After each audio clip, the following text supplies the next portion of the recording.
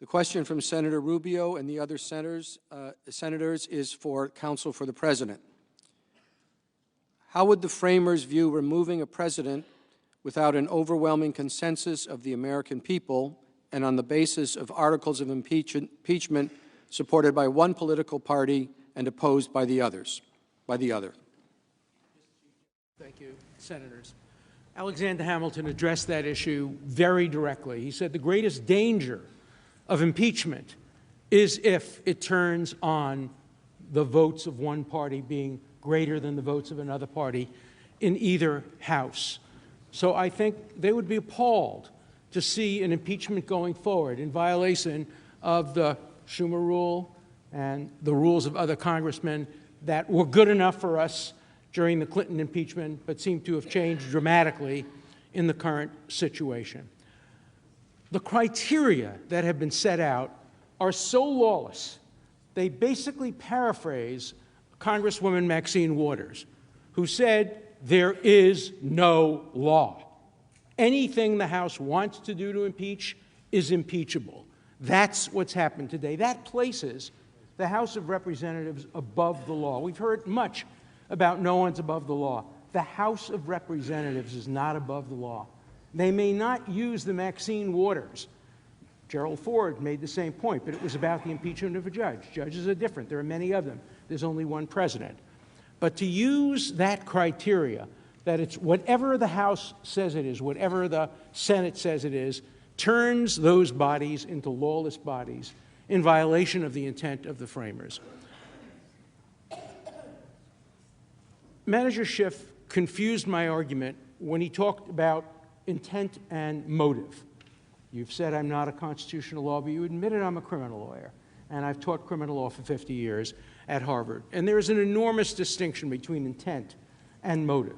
Somebody shoots somebody, the intent is that when you pull the trigger, you know a bullet will leave and will hit somebody and may kill them. That is the intent to kill. Motive can be revenge, it could be money.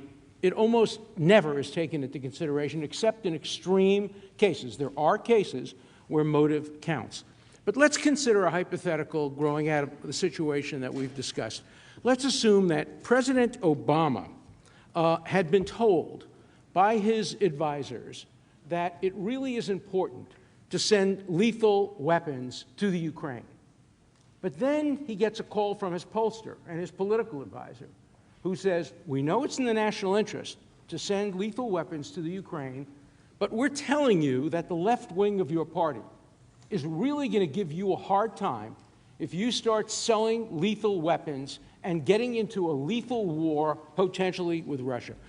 Would anybody here suggest that was impeachable?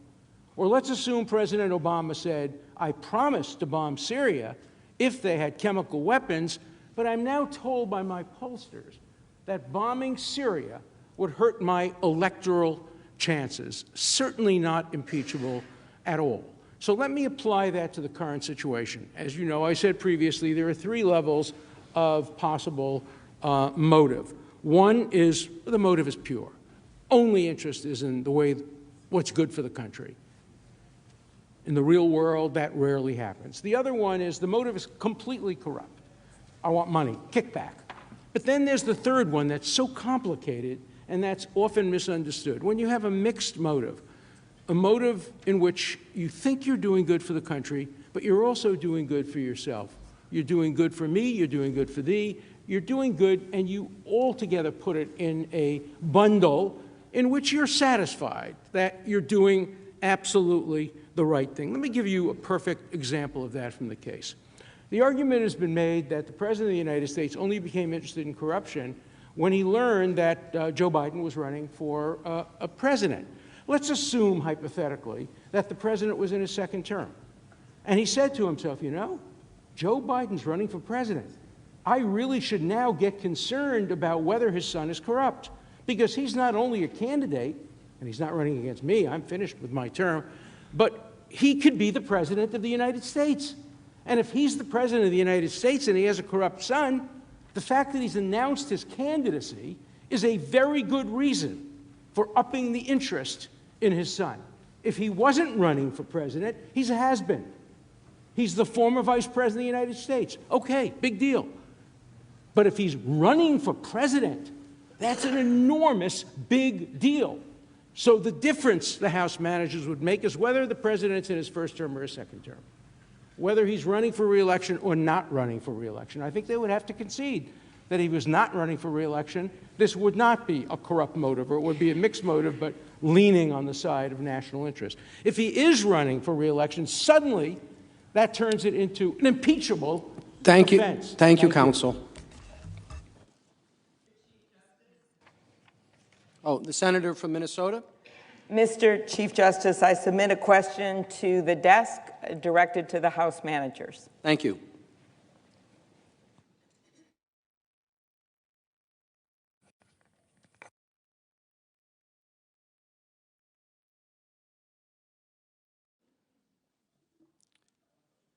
The question is from Senator Klobuchar to the House managers. I was on the trial committee for the last impeachment trial in the Senate, which involved Judge Thomas Porteous, who was ultimately removed. During that time, the Senate trial committee heard from 26 witnesses, 17 of whom had not previously testified in the House. What possible reason could there be for allowing 26 witnesses in a judicial impeachment trial and hearing none for a president's trial?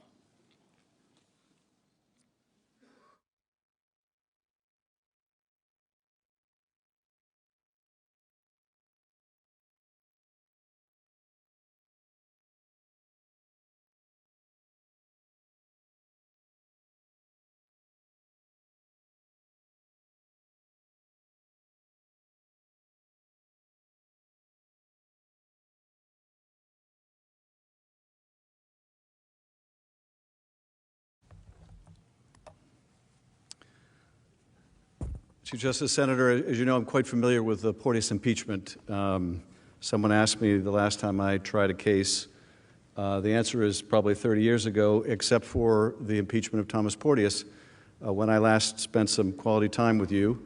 There is no difference in terms of the Constitution. I would say that the need for witnesses in the impeachment trial of a President of the United States is a far more compelling circumstance than the impeachment of a judge. Now, you might say, well, in the impeachment of a judge, how is it possible that the time of the Senate could be occupied by calling witnesses, that as precious as your time is, we would occupy your time calling dozens of witnesses, but in the impeachment of a president, it's not worth the time. It's too much of an imposition. Again, I would argue that the imperative of calling judges and having a fair trial when we are adjudicating the guilt of the President of the United States is paramount. Now, we've always argued that the trial should be fair to the President and the American people. And yes, it's a big deal to impeach a president and remove that president from office. It's also a big deal if you leave in place a president when the House has proven that president has committed impeachable misconduct and is likely to continue committing it. Because there's no doubt, I think from the record, that not only did the president solicit Russian interference in 2016, but solicited Ukraine's interference in the upcoming election, solicited China's interference, as my colleague just said, had Rudy Giuliani, his personal agent, in Ukraine, doing the same kind of thing just last month. And Senator, in response to that question, isn't it dispositive that Giuliani, the personal agent of the president, is running this Biden operation rather than any department of government? Isn't that really dispositive of whether this was policy or politics? And I think the answer is yes. Giuliani's made it abundantly clear. I'm not here doing foreign policy. That's the president's own lawyer. I'm not here to do foreign policy. Now, Professor Dershowitz just made a rather astounding argument that an investigation of Joe Biden that is unwarranted, unmerited, suddenly becomes warranted if he runs for president. Now, he posited that in the president's second term. But it doesn't matter whether he's in his first term or his second term. An illegitimate investigation of Joe Biden doesn't somehow become legitimate because he's running for president unless you view your interests as synonymous with the nation's interests. I think it's the most profound conflict for a president of one party, whether he's running for re-election or not, to suggest that all of a sudden an investigation of a leading candidate in the opposite party is justified because now they're running for president.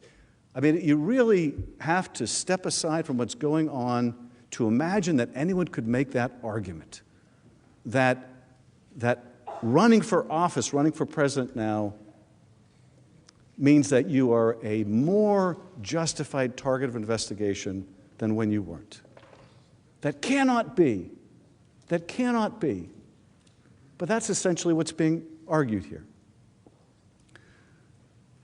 To conclude, Senator, the case for witnesses in a presidential impeachment where either on the one side you remove a president or on the other side you leave and place a president who may pose a continuing risk to the country is far more compelling to take the time to hear from witnesses than a corrupt Louisiana judge who only impacts those who come before his court. All of us come before the court of the American people. Thank you, Mr. Manager.